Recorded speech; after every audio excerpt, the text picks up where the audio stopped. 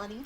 The New Trials of Cardcaptor Sakura, Syaoran, and Friends is a popular ongoing fanfic by Wishluv, and it's based off of Clown's Cardcaptor Sakura.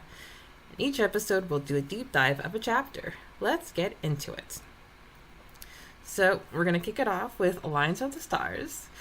While Melanie and I were in hiatus mode, Diana and Michelle kept the fandom on their toes. Spin-off fanfics, quizzes, cosplay, mood boards. We personally love these two, and it's so beautiful to watch new trials solidify their bond as NT besties. Yay! Another NT bestie to add to Wish-chan's collection. Wish-chan is like, you're welcome, you're welcome. I love it. I love it. So, Melanie and we've always laughed about how my fiance Cameron is my Kai because he's super into tech and computers. And in this chapter of Star-Crossed, Kai is the head of lighting. And in real life, Cameron works as a consultant in architectural lighting, and he manages the production factory. So to think all this time I wanted a Syaoran, but I'm more than happy with my Kai. So, Melanie, does Pete remind you of a certain fictional character? So, spoiler, Preya asked me this in advance, so I did get a chance to sort of think about this. And the only thing that sort of comes to mind is he sort of reminds me of Jim Halpert from The Office. I love that.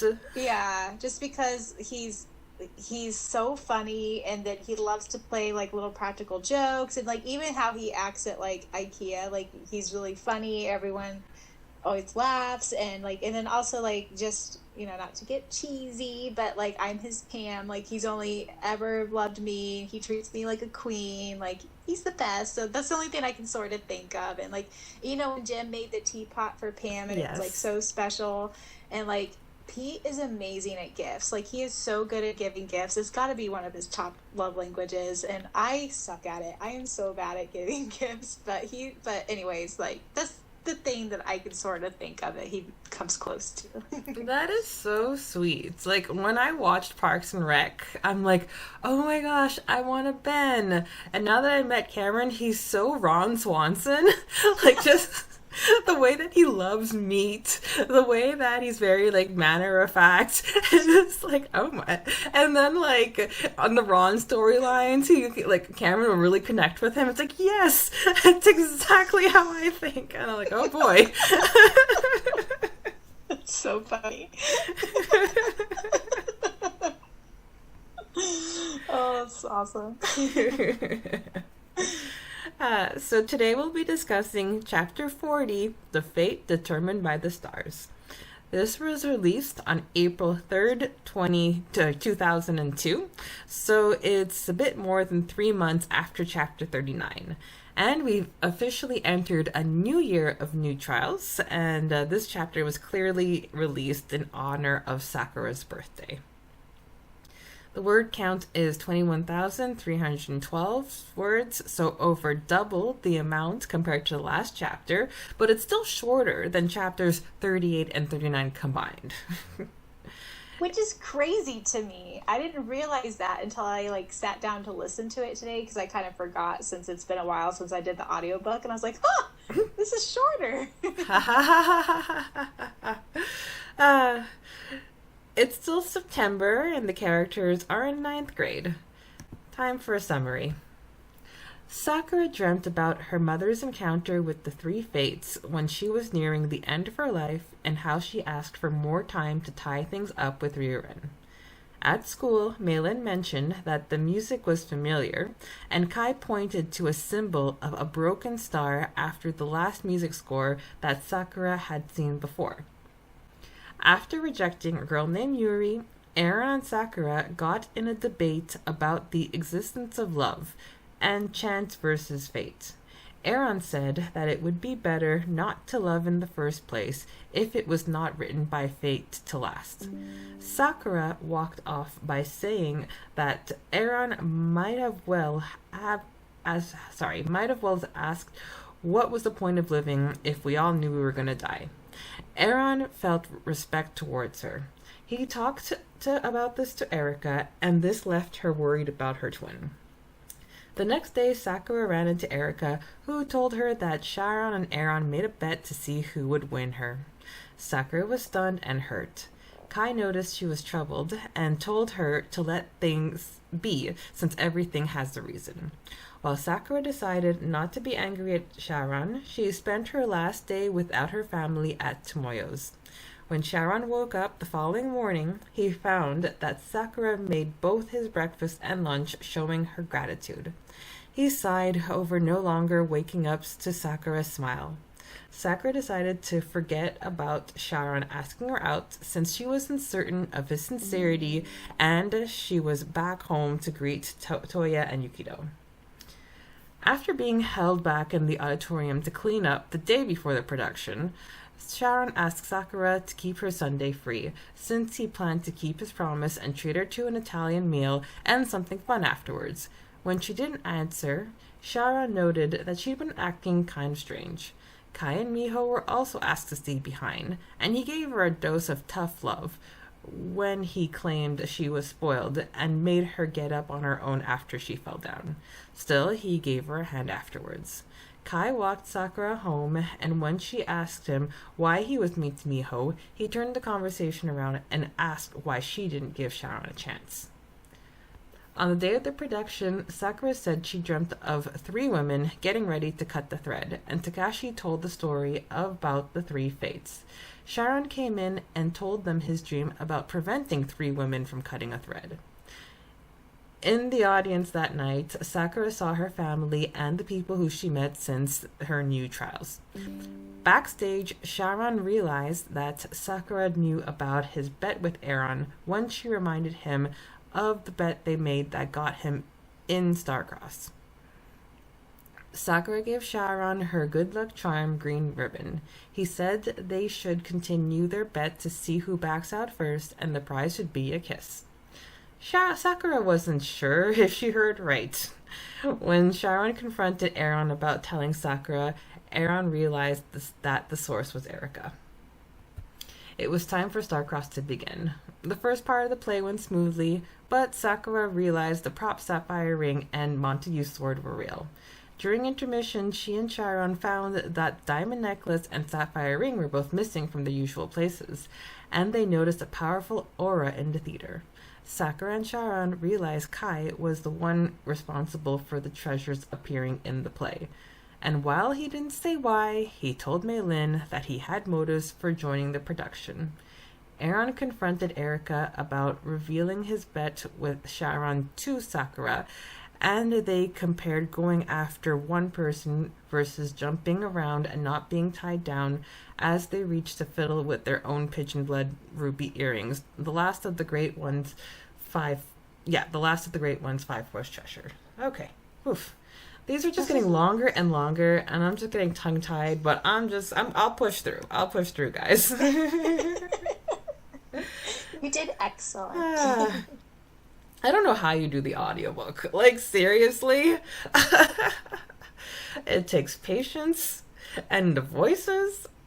It's like, you amaze me. Every time I listen to a new chapter, I'm like, wow. Aw.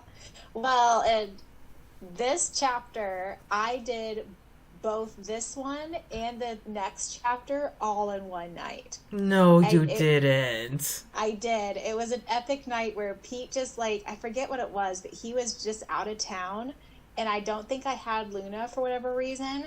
So I just started recording at like 6 o'clock at night, and I didn't get done until 2:30 in the morning. That is wild. That's wild. You were in the zone. So if you listen to, for next week, a sneak peek at next week, if you hear my voice really going out at the end of the chapter, it's because it was like almost 3 o'clock in the morning and my voice was over it. Wow. Wow. Crazy. So, Sakura dreams about the fate coming to end her mother's life, which is such a strange dream to have. And I think it's so sad that even though Nadeshiko knew what she was signing up for, like the way she sealed the phantom inside of her, no, the plague inside of her, she certainly wasn't ready to leave. And it was nice that she did get a little bit more time to finish her business. Oh my gosh. I don't know if you could tell, but I was kind of crying in that scene a little bit because all I could picture was Luna and like having to leave Luna. And oh, I was getting emotional. And I was like, yeah, Nadesco was supposed to be emotional in that scene, but but it was a hard one for me to do because I kept putting myself in Nadesco's shoes and oh God, I can't even like say it, but just knowing you have to leave your kid, like. And like when she made the decision to steal this dark force inside of her, Sakura, Toya, they weren't things. They weren't there yet. She was just a high schooler. Now she's a grown woman, and it's different. It's different.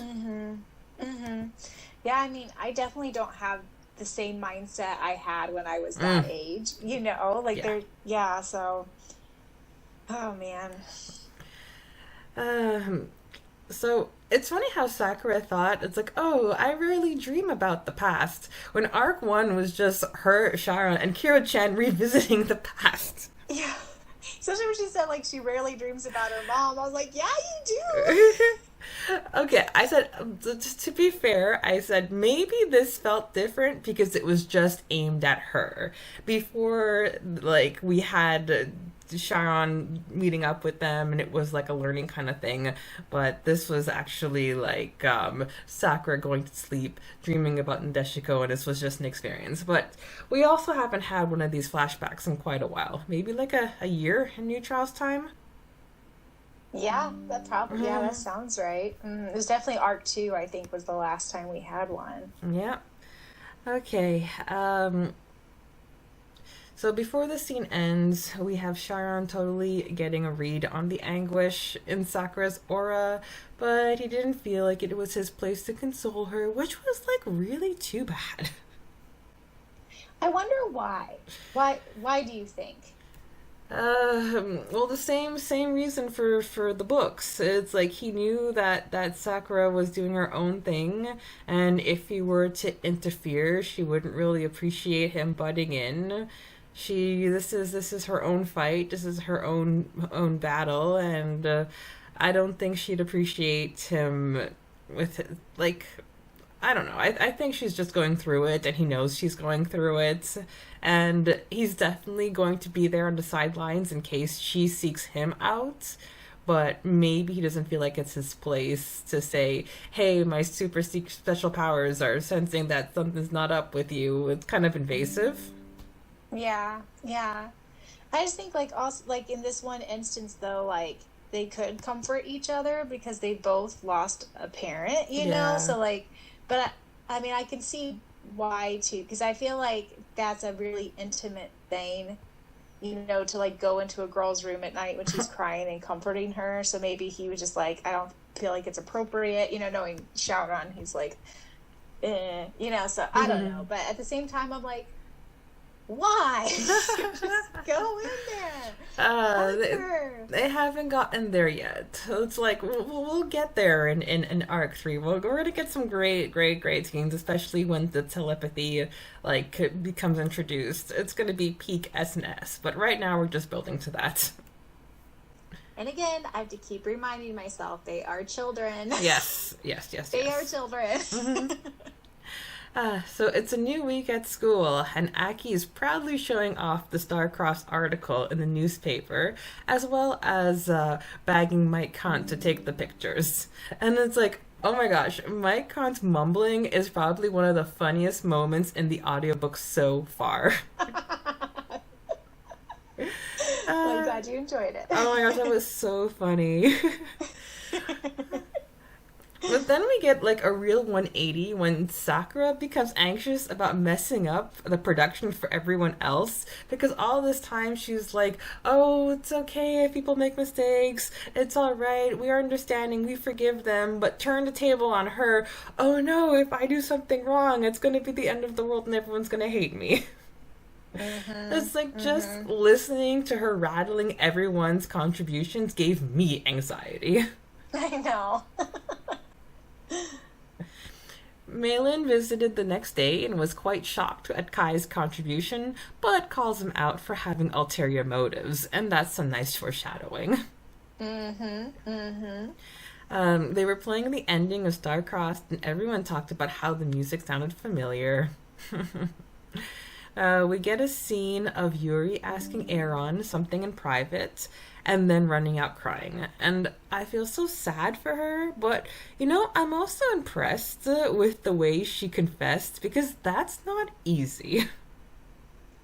Especially to a guy you never really have talked to before. Oh, yeah.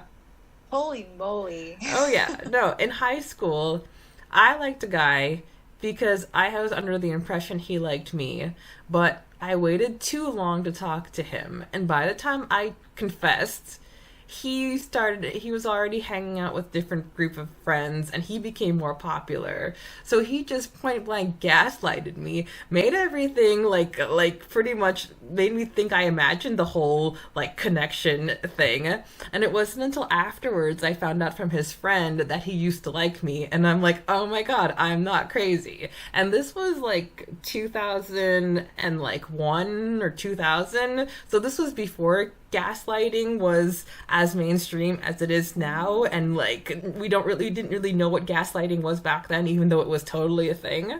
But I was gaslighted back in high school, and that really hurt me. So for you dodged a damn bullet, girl. Don't be sad. He sounds like complete garbage man trash, and he does not deserve you. I will go to war for you. Because I picked up what he dropped, but by the time I picked up, it was too late. So he made me think. But Yuri, she's like, I like this guy. I'm gonna confess my feelings and talk to him. And well, Aaron being Aaron.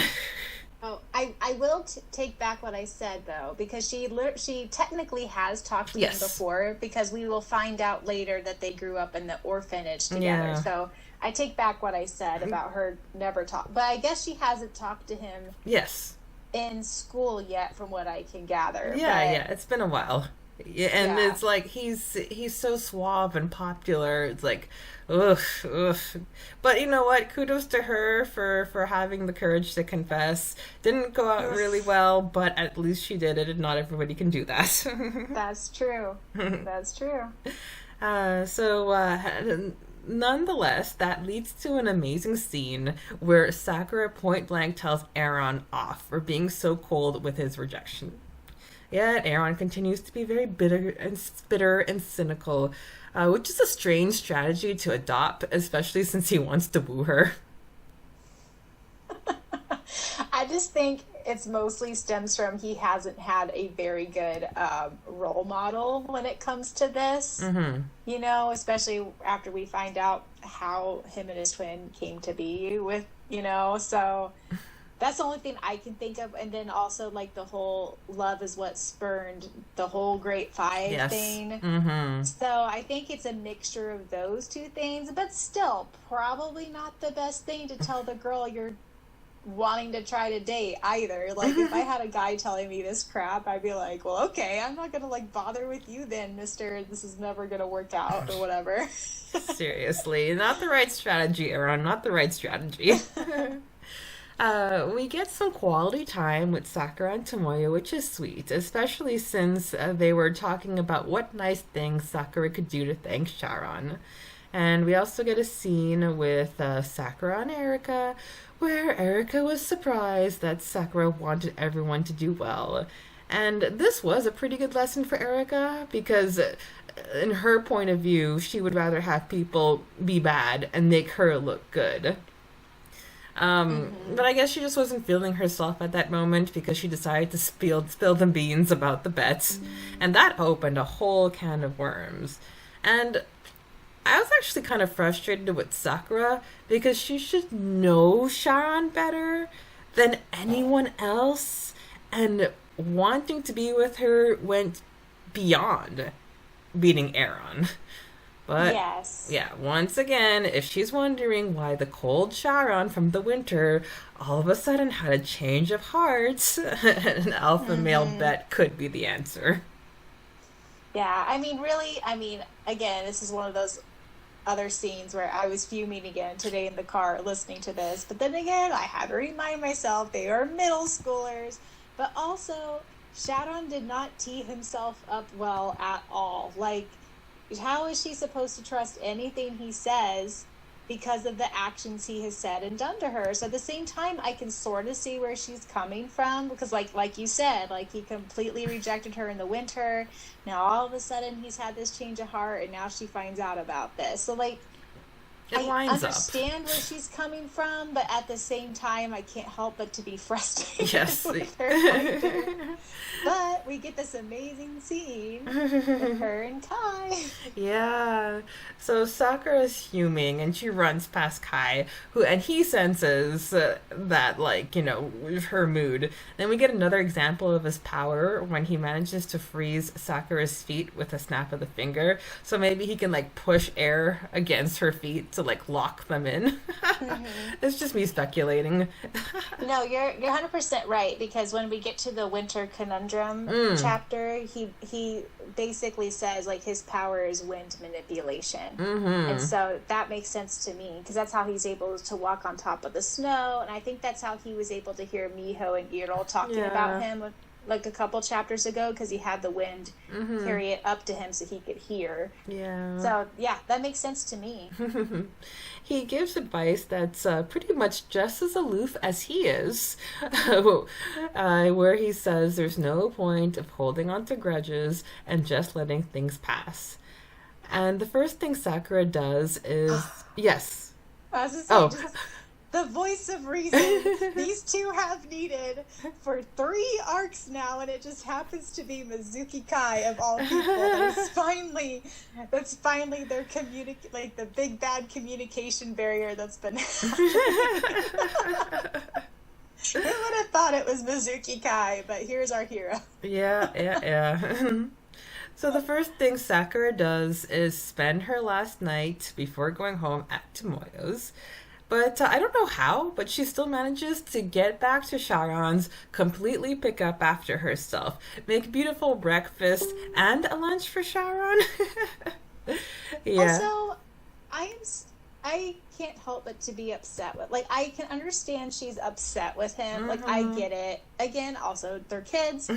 I get it, but at the same time, I just think that's beyond rude that she went and stayed it to me. Like, I don't know. Like, I almost can't really forgive her for that. Like, well, I don't know. It's hard to say, because she hasn't had Tomoyo time in a long time, and she just sleep over after Star-Crossed. Like, why does it have to be the literal last night she's with the man that opened his door to her, fed her, took care of her for all these months? And, like, yeah, she, like, makes him a breakfast and stuff, but, like, I don't know. To me, like, you can be upset with the person, like, I get it, but I don't know. To me, I just feel like her actions are super childish. But again, they're children. Yeah, no, I think like, learning about the bet was a big blow, and maybe she just took Kai's advice to heart, and rather than, like, getting mad, stewing, because maybe Sakura knows that if she stays at Syaoran, she's gonna blow up at him, and that goes against Kai's advice. So she says, okay, I just need to separate myself from the situation, take a breather. I have a really big production where I'm starring against this guy the next day. So I think maybe this is self-care. Okay. All right. Touché. I can see to that.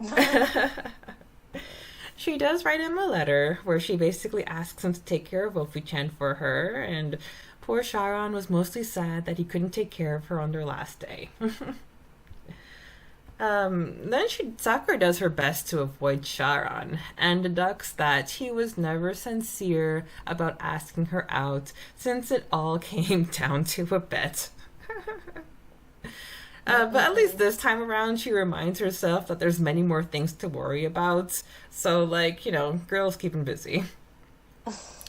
We get Toya and Yukito back, and wow, it's been a long time since you voiced them. Yeah, I had to kind of remind myself. Like, Yukito, I'm sorry, guys. Yukito and Yue, I struggle with every single time he opens his mouth to speak. Like, I can never decide what cadence I want him to have, but yeah, I was super rusty. You're forgiven. They were in Europe. That's it. Toya's easy because he's the same voice that I use for Aki, basically a little bit, except maybe a little bit more gruffer. Yeah. But Yukito, that's a rough one for me. So it's the day before Star-Crossed. Yuri told Sakura that Eren apologized with the way he treated her. So it was really nice to see Eren take Sakura's words to heart. And that's when Sakura learns that there's a bet going on whether or not the kiss scene would be successful or not. And personally, that sounds mortifying.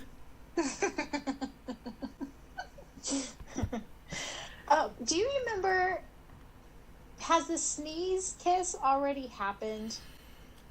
You know, where like Syaoran's leaning down to kiss her and then Sakura sneezes and then he accidentally kisses the floor. That's arc 2. Is it arc 2? Yeah, okay. yeah, because that was during rehearsals, and we were really laughing. I remember us laughing over that during the podcast. Okay. For some reason, like, I thought it was this chapter. No, he's really suave and smooth here. It's like Tomoyo's like, oh, you don't have to kiss her, just kiss her on the cheek, and then he really goes in. That's right. Okay. Yeah, no, the sneeze, because I remember we were giggling about that. During so arc funny. 2. That's so funny. Okay, that makes sense. S&S finally have a moment together as they were cleaning the auditorium, and at first their conversation was pretty stilted, but then they fell back into step, especially when they were talking about Wolfie-chan. Syaoran asks Sakura out on Sunday since he says he owes her a dinner, but she didn't give him an answer. What kind of production has the leads cleaning up? Yeah. It's like, I know Wish-chan is plot devising here. She's like, yes. How do I get these two to talk to each other when she clearly does not want to talk to him? And how can I fix a way so that she can't like run away, especially now that they're not living together? But yes, I was deeply annoyed with this too. It's like, you have the male lead, you have the female lead, you have the narrator, you have the lighting technician. These are probably like the 4 key parts. And they're there until 7 p.m. at night, the day before the production. It's like, wouldn't you want your leads to go home, have a restful night, sleep well, and not be cleaning up the auditorium with all that dust and crap? Like I get it. Again, plot device. Plot device. But it's like, why didn't you have the background crew? Like Nako, she says earlier, like, she has nothing to do now because everything's all done. It's like, why didn't you have them clean up the auditorium? But anyway. Plot device, my dear. Plot device. Plot device, we're here for it. And this plot device gives us the opportunity for Kai and Miho to have a scene together. Miho, she didn't really appreciate the company. And then when she falls, she's pretty angry when Kai doesn't help her up. But he was making her stand up for herself. And I wonder if he regretted coddling her when they were younger. I don't remember much about Kaito Magician Origins, but I do remember Miho running to her brother the second something goes wrong, so he can clean up after her mess. Yeah, that sounds right. Kai walks Sakura home and she asks him why he was mean to Miho, but he just changed the topic to rooting for her in Syaoran, as we all are. Mm-hmm. Toya and Kai meeting for the first time was such a delicious scene. It totally flared the sister complex. Oh my god, I completely forgot this scene even happened, and it's so dang funny. Oh my god. It was a good one. Kai and Toya. Oh my god, because Toya hates Syaoran, and then literally this like delinquent looking guy that is good looking like shows up when he has like a motorcycle, leather jacket. I know he didn't have his motorcycle with him at the time, but still. It's like all of Toya's worst fears just appeared on the doorstep. And then they both have a sister complex, so they have more in common than they think. I didn't even think of that. Oh, shoot. Okay, it's the day of the production. And that's precisely when Toya demanded for the tickets, which is really presumptuous of him. Tomoyo giving Sakura the last tickets for Toya and Yukito is some real Amamiya second sight in action. Mm-hmm. Everyone was talking about their dreams that morning while they were all anxiety-ridden. Sakura explained her dream about the fates but before the thread was cut. And Takashi gives us some backstory about the fates, and this gave me some Disney's Hercules vibes. Yes, yep. They're famous, and then they're also present in Hamlet. Mm-hmm. And then the third one I can think of is Percy Jackson, for those of you that have watched the Disney Plus or read the books. Mm-hmm. Mm-hmm. Syaoran comes in last and describes the same dream as Sakura, except Syaoran interferes with the thread that was being cut. And if, like we know in Arc 4 that the classmates know that there's something up with S&S and magic, but if they didn't know, wouldn't it be weird that, like, someone in class talks about their dream and then someone comes in later and is like, yeah, I had he explains the same dream but a different POV. Mm-hmm. Mm-hmm. It's 1 hour before the production, and the pre-show jitters are strong with this group. But thankfully, Tomoyo still has her head on her shoulders. It was a full house, and Sakura was sad that Fujitaka couldn't make it. She looked at the crowd, and I actually didn't know that Asuma and Arima were there. And, like, what about that shitting name drop? That took me off guard. And it's like, oh, if only he remembered. I know. You think of all the things that would trigger him or whatever would be this huge project he helped sort of work on. But I know. I'm like, oh, if only he remembered. And that's when Fujitaka was able to make it after all, and it was so sweet. And so Tomeo got tickets for Toya and Yukito. So did Sonomi have a ticket for Fujata then? I would say most likely, since he took a seat next to her.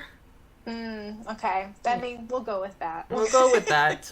Because, like, Tomoyo literally told Sakura, it's like, here are the last 2 tickets for your brother and his boyfriend. So it's like, but, like, she couldn't say, and here's one for your dad that you don't know is going to come at the very last minute.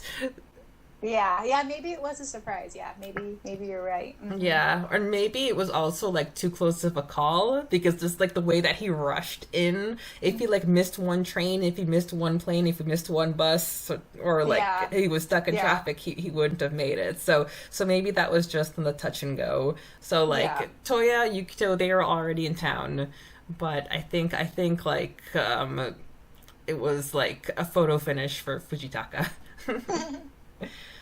Syaoran gave Sakura a much-needed pep talk before the show, which I really loved, especially when Sakura reminded Syaoran that the only reason they were there was because of Bet to see who would chicken out first.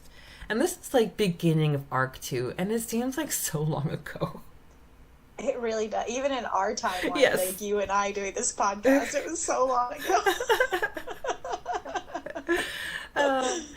That made Syaoran uncomfortable, but acutely aware that she knew about his bet with Aaron. Mm-hmm. Then we get an important scene of Sakura giving her green ribbon to Syaoran as a good luck charm, which, funnily enough, Syaoran had just secretly returned to Sakura. And if we think that has to be so obvious. And it's like, if we think the bet was long ago, he stole that ribbon in, like, literal chapter 2. So that's Arc 1, chapter 2. Yeah. So in New Trials timeline, he's had that ribbon for a year. In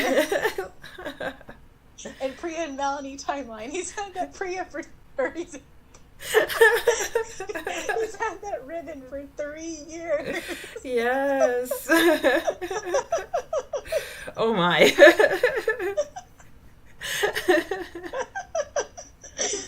Oh.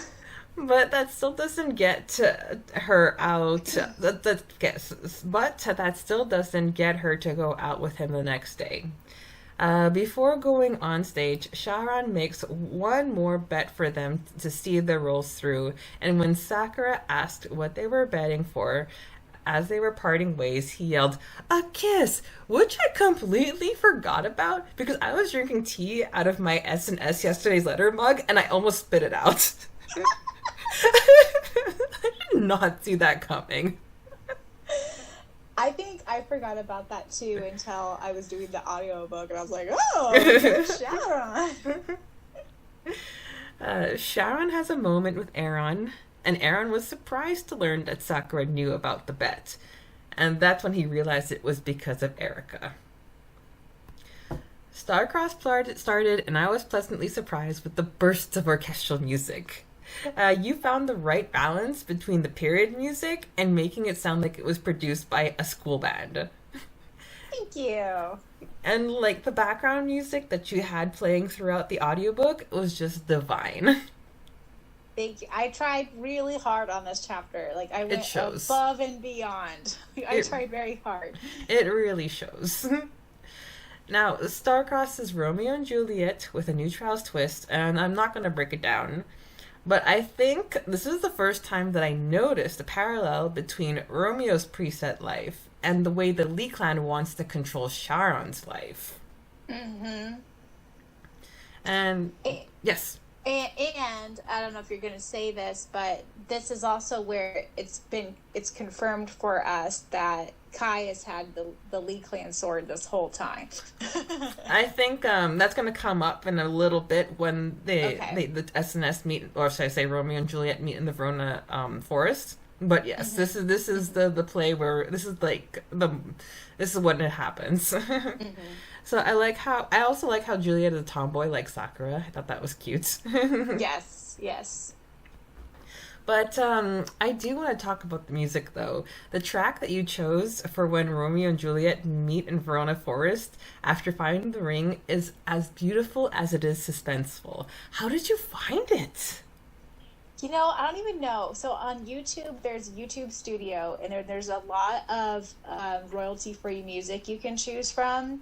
And I knew it was in a forest, and so I think I was just looking up like suspenseful, cinematic, foresty type, stuff, and I can't remember what that's called. Remind me when you go to post this chapter, and I'll see if I can find it. But I found that, and I was like, ooh, that's like the perfect thing that I needed. But yeah. Oh, it really was, because it's like, it was definitely suspenseful. Like, that's the first word that popped in my head as I was listening to it, and you really nailed the mood.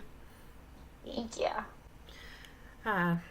So throughout the musical, the treasures are looking less like props and more like the real deal. Listening to Starcross makes me so happy for our hiatus between Arc 2 and 3, because it must have taken you so long to not only find the right music, but incorporate it in the audiobook, especially when Sakura makes her entrance. It was really well done. Thank you. There's one line that I want to highlight from the party, and that's when Romeo tells Juliet that when he was little, he would show his face at social occasions and slip away in the middle. And that's exactly what happens at Sharon's 18th birthday party. Oh my god! You're so right! It's like, when you were little, adult Sharon is still doing the same thing. We get S&S waltzing at the Capulet party, and I am melting. Romeo and Juliet figure out the other's identity, and it isn't long before we get to the balcony scene. And the conversation that they have about fate once again echoes with where we are in the New Trials timeline. Part 1 is finished, but 15 minutes seems like a ridiculously short time for an intermission. Yeah, I was thinking about that. I was like, it needs to be at least 30 minutes. At least 30?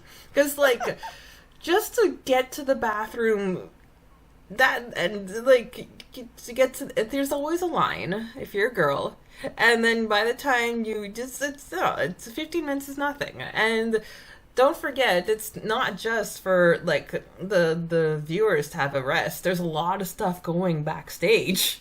a lot of sets being broken down and put it back up. So 15 minutes, haha, Wish-chan. If you, yeah, we'll let it pass. We'll let it pass. Movie magic. Sakura tells Tomoyo how the sword was real and the prop ring was replaced with the real one. That's when she saw the ring on her finger disappear, along with her diamond necklace.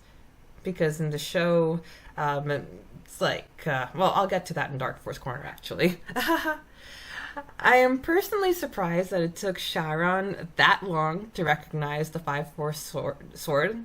So I was in the kitchen at work, and I grabbed a communal fork from the drying tray, and the second I held it, it felt familiar. And when I looked down, I saw that it was my fork from home that I left behind. Like, ages ago. So if I have muscle memory with a fork, Syaoran definitely has muscle memory with that sword. I am dying. With a fork. Someone please draw that. Someone please draw Preya with her fork and having her brandish it like the Lee clan sword. Someone please do that for me. My birthday is Labor Day weekend. Someone do that. And it's like, oh, this feels familiar. Oh, it's my fork.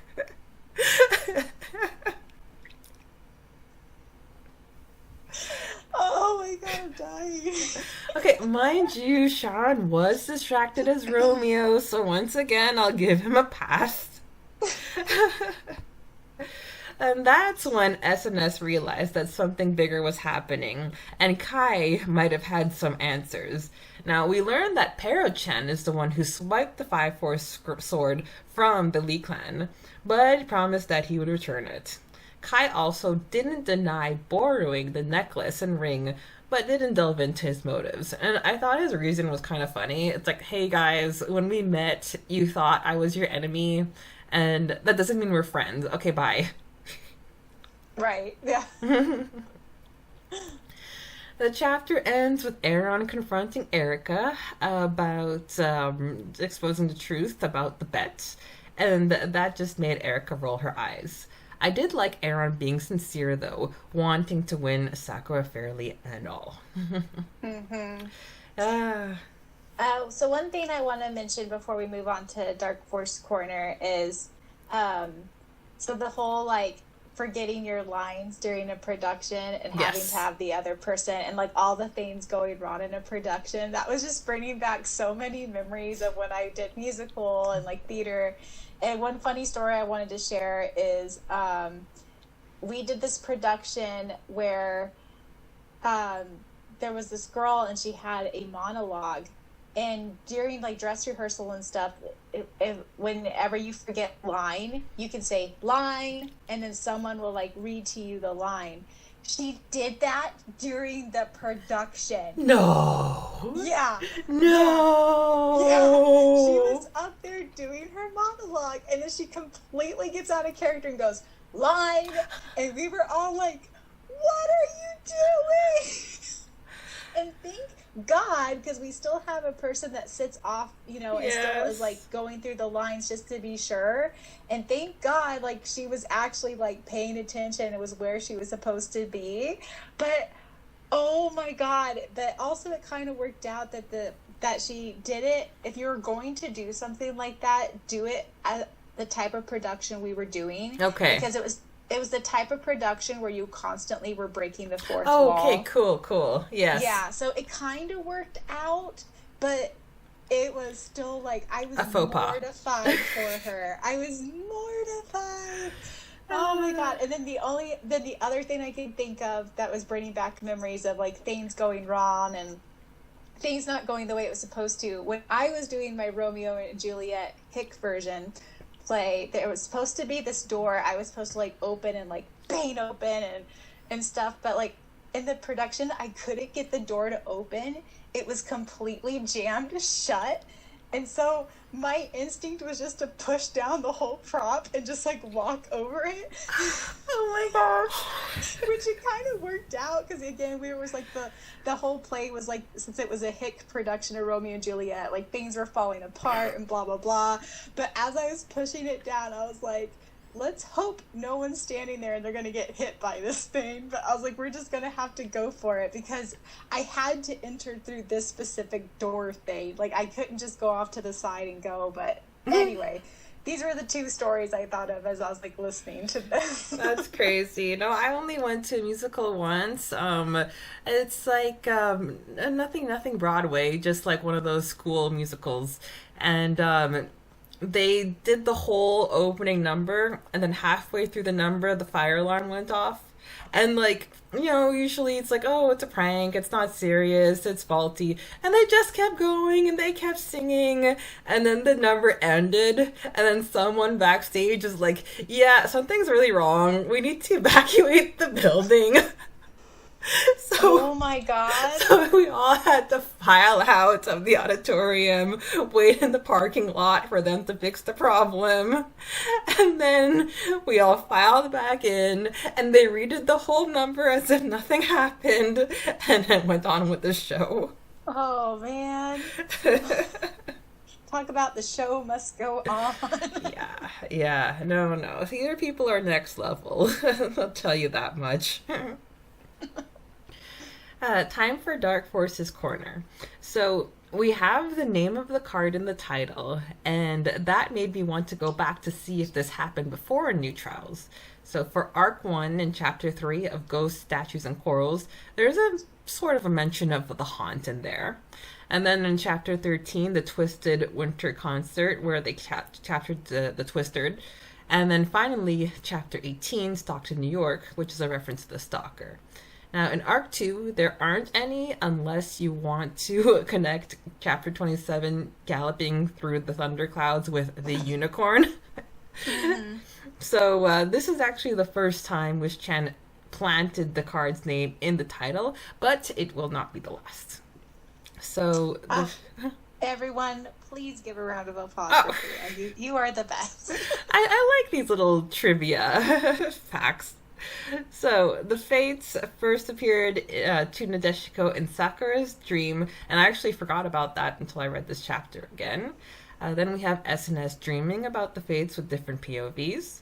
The sword makes a surprising appearance when Syaoran's real sword accidentally destroys Sakura Prop's sword. And finally, we get a mention of the whip when Sakura saw the scar that was left behind on Syaoran's back.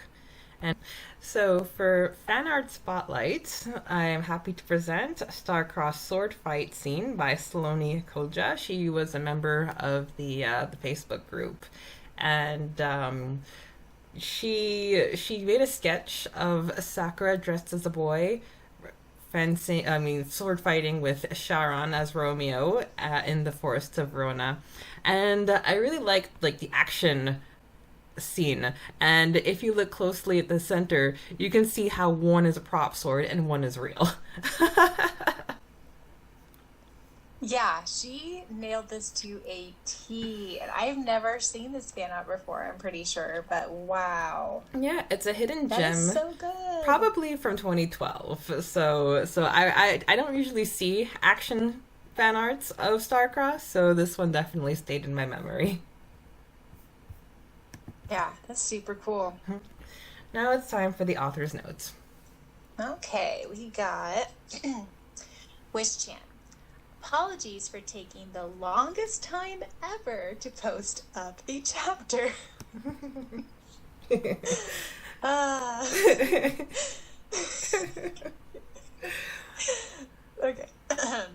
Part of the reason I took so long is because I had to completely rewrite this chapter. Yikes. Part of the reason is, as usual, I am really, really busy with school because I'm an overachiever. Hee hee. Finally, the long-anticipated Star Cross. This is a very hectic chapter, and many things might be confusing. The next chapter would sum up the musical, hee hee, and answer many of the questions. This is kind of like the two-part camp trip chapter, I guess. Ooh, I pondered over how to write the production. So basically, I included some dialogue and summary. Mind you, I'm not writing out the whole musical, so you guys can imagine there are more scenes and dialogue in the chapter, which I hope will take much less time. And then she says, "Happy birthday, Sakura," because she updated this, as Preya said, on 4/1. Man, she had to rewrite this chapter. That's not fun. That's not fun. Oh my god, she's better than me. I would have been like, well, there was my new trials journey come to a close. I've had to, like, rewrite letters before. Like, I would write a letter to somebody, and then it would just be eaten by the computer. And it was like, no. Reviews too. I would, like, write a book of a review, and then next thing you know, poof. I feel her. So you've been listening to New Trials, the podcast, where it must rain for there to be a rainbow. You've been listening to New Trials, the podcast. Please be sure to check out the audiobook version of this fanfiction that you can find anywhere that you can find this podcast. Please also be sure to check out the Facebook fan page for New Trials, where a big part of the discussions happen nowadays, and where you may also meet your future bestie, because that's what Wish-chan does best anymore. And stick around next time when we discuss Chapter 41, Star-Crossed.